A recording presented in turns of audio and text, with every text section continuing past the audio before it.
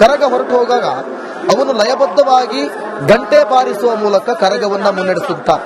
ಗಂಟೆ ಪೂಜಾರಿ ಕರಗ ಮುಂದುವರಿತಾ ಇರಬೇಕಾದ್ರೆ ಲಯಬದ್ಧವಾಗಿ ಕಂಟಿನ್ಯೂಸ್ ಆಗಿ ಗಂಟೆಯನ್ನ ಬಾರಿಸ್ತಲೇ ಇರಬೇಕು.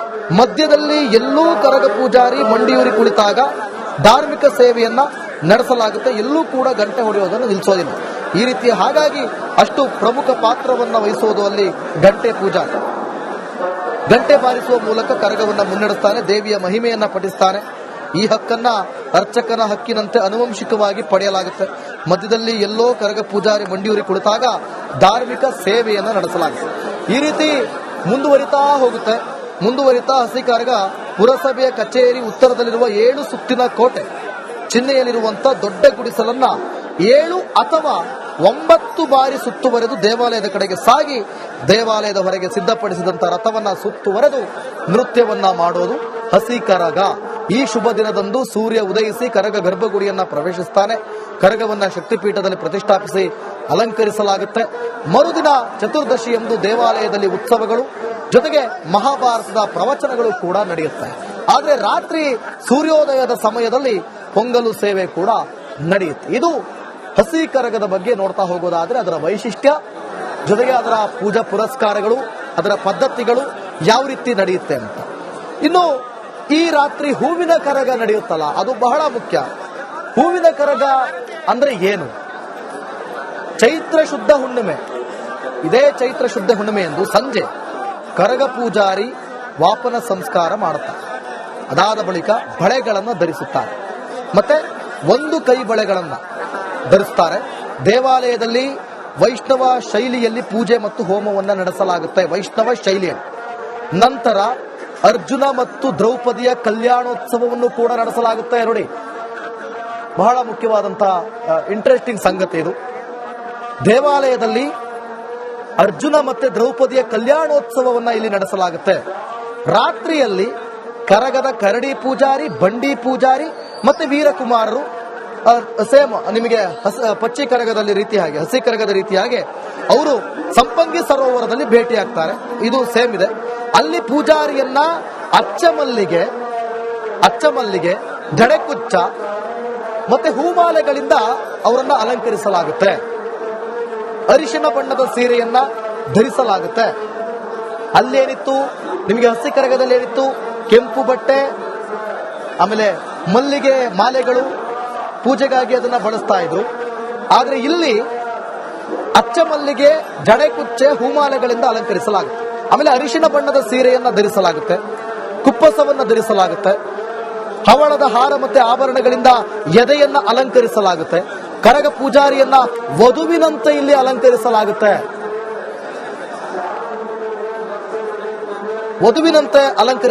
ನಂತರ ದೈವಿಕವಾಗಿ ಅಧಿಕಾರ ಪಡೆದಂತ ಕರಗ ಪೂಜಾರಿಗೆ ಧೂಪ, ದೀಪ ಮತ್ತೆ ಆರತಿಯನ್ನ ಅರ್ಪಿಸಲಾಗುತ್ತೆ.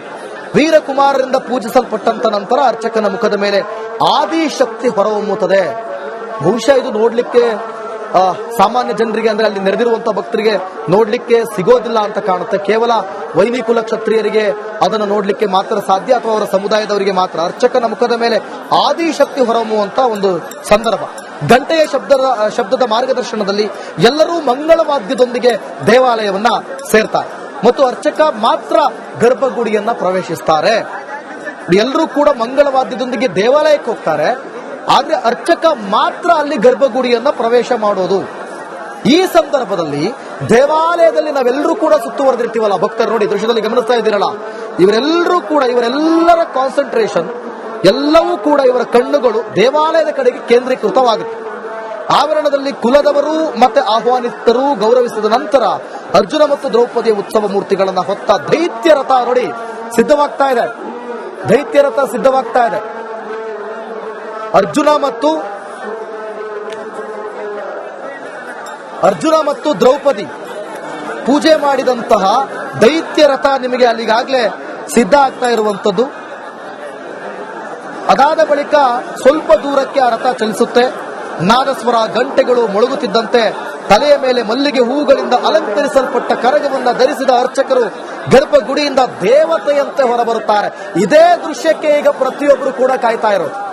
ಈ ಅದ್ಭುತಕ್ಕೆ ಎಲ್ಲರೂ ಕೂಡ ಕಾಯ್ತಾ ಇರೋದು. ಯಾವ ಸಂದರ್ಭದಲ್ಲಿ ಒಂದು ಸ್ವಲ್ಪ ದೂರಕ್ಕೆ ಆ ರಥ ಚಲಿಸುತ್ತೆ, ಅದಾದ ಬಳಿಕ ಹೂವುಗಳಿಂದ ತಲೆಯ ಮೇಲೆ ಕೈಯಿಂದ ಮುಟ್ಟದೆ, ಕರಗ ನೋಡಿ, ಕೈಯಿಂದ ಮುಟ್ಟದೆ ತಲೆಯ ಮೇಲೆ ಹೊತ್ತಂತ ಹೂವಿನಿಂದ ಅಲಂಕರಿಸಲ್ಪಟ್ಟಂತ ಕರಗವನ್ನು ಧರಿಸಿದ ಅರ್ಚಕನು ಗರ್ಭಗುಡಿಯಿಂದ ಬರುವಂತಹ ದೃಶ್ಯವೇ ಅದ್ಭುತ. ಅದಾದ ಬಳಿಕ ಮಹಾಮಂಗಳಾರತಿ, ನಂತರ ದೇವಾಲಯ ಗಂಟೆ ಪೂಜಾರಿಯ ಪಾತ್ರ ಇಲ್ಲೂ ಕೂಡ ಪ್ರಮುಖ ಪಾತ್ರ, ಅದು ಕೂಡ ಆರಂಭ ಆಗುತ್ತೆ. ಸ್ತುತಿ ಗೀತೆಯ ನಿರ್ದೇಶನದಲ್ಲಿ ಅಸಂಖ್ಯಾತ ಭಕ್ತರು ಭಕ್ತಿಯನ್ನ ಸ್ವೀಕರಿಸುವ ಕರಗ ಮೆರವಣಿಗೆ ಅದ್ಭುತವಾಗಿ ಪ್ರಾರಂಭ ಆಗುತ್ತೆ. ಕರಗದ ಮಾರ್ಗವನ್ನ ಈಗಾಗಲೇ ಮೊದಲೇ ಗೊತ್ತುಪಡಿಸಲಾಗಿದೆ, ನಿಮ್ಗೆಲ್ರಿಗೂ ಕೂಡ ಗೊತ್ತು ಯಾವ ಮಾರ್ಗದಲ್ಲಿ ಹೋಗಲಾಗುತ್ತೆ ಅಂತೇಳಿ. ಈಗಾಗಲೇ ಅದನ್ನ ಘೋಷಣೆ ಕೂಡ ಮಾಡಲಾಗಿದೆ. ಅಲ್ಲೆಲ್ಲ ಪೊಲೀಸ್ ಬಿಗಿ ಬಂದೋಬಸ್ತನ್ನು ಕೂಡ ಮಾಡಲಾಗಿದೆ. ಜೊತೆಗೆ ಯಾವುದೇ ಅಹಿತಕರ ಘಟನೆಗಳು ಕೂಡ ನಡೆಯದಂತೆ ಬಿಗಿ ಬಂದೋಬಸ್ತನ್ನು ಕೂಡ ಅಲ್ಲಿ ಮಾಡಲಾಗಿದೆ. ಸುಮಾರು 500ಕ್ಕೂ ಹೆಚ್ಚು ಪೊಲೀಸ್ ಸಿಬ್ಬಂದಿಯನ್ನ ನಿಯೋಜಿಸಲಾಗಿದೆ ಅಲ್ಲಿ.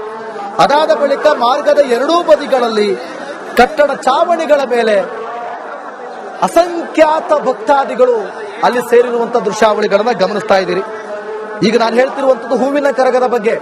ಹೂವಿನ ಕರಗ, ಅದರ ಬಗ್ಗೆ ಸಂಪೂರ್ಣವಾದಂತಹ ಮಾಹಿತಿಯನ್ನು ನಾನು ನಿಮ್ಮ ಮುಂದೆ ಇಡ್ತಾ ಇದ್ದೀನಿ. ಪಚ್ಚಿ ಕರಗ ಅದು ಯಾವ ಸಂದರ್ಭದಲ್ಲಿ ನಡೆಯುತ್ತೆ, ಆದ್ರೆ ಈಗ ಹೂವಿನ ಕರಗ ನಡೀತಾ ಇರೋದು. ಕುಸ್ತಿ, ಲಾಠಿ ಮತ್ತು ಕತ್ತಿ ವರಸೆ ಪರಿಣಿತಿ ಹೊಂದಿರುವಂತಹ ವೈನಿಕುಲ ಕ್ಷತ್ರಿಯ ಯುವಕರು ಉತ್ಸವದ ಮೊದಲು ತಮ್ಮ ಕೌಶಲ್ಯವನ್ನ ಪ್ರದರ್ಶಿಸುತ್ತಾರೆ. ಕತ್ತಿ ವರಸೆ ಮಾಡೋರು, ಕುಸ್ತಿ ಮಾಡೋದು, ಆ ದೃಶ್ಯಗಳೆಲ್ಲ ನಮಗೆ ನೋಡ್ಲಿಕ್ಕೆ ಸಿಗ್ತದ, ಕಾದು ನೋಡ್ಬೇಕಾಗುತ್ತೆ. ಅದಾದ ಬಳಿಕ ಆ ದಿನ ನಗರದ ಎಲ್ಲಾ ದೇವಾಲಯಗಳಲ್ಲೂ ಕೂಡ ವಿಶೇಷ ಪೂಜೆ ಸಲ್ಲಿಕೆ ಆಗುತ್ತೆ.